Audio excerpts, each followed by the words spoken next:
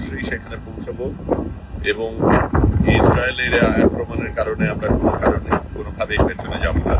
2রা October conference ফজিলাত থেকে বলছি, শহীদুল আলম। আমরা গতকালকে ঝড়ের ভেতর দিয়ে গিয়েছিলাম, কিন্তু এখন ঝড় কমেছে। ক্যাপ্টেন দ্রুত জাহাজ এগিয়ে নিয়ে যাচ্ছিলেন ঝড়ের আগে যাওয়ার জন্য।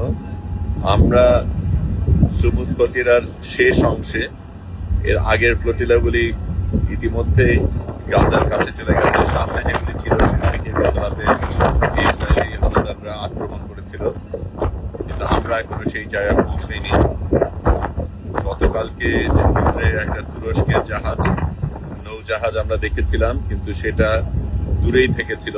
আজকে কারা আমরা জানি না, কিন্তু আমরা ক্রমশ কাছে যাচ্ছি।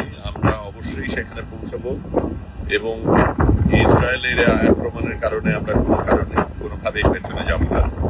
এখনো সমুদ্র উত্তপ্ত, এখনো ঝড়ের আশঙ্কা রয়েছে, বিদ্যুৎ থেমে গেছে, বৃষ্টিও সকালে থেমে গেছে, কিন্তু আমরা আমাদের মতো চলছি।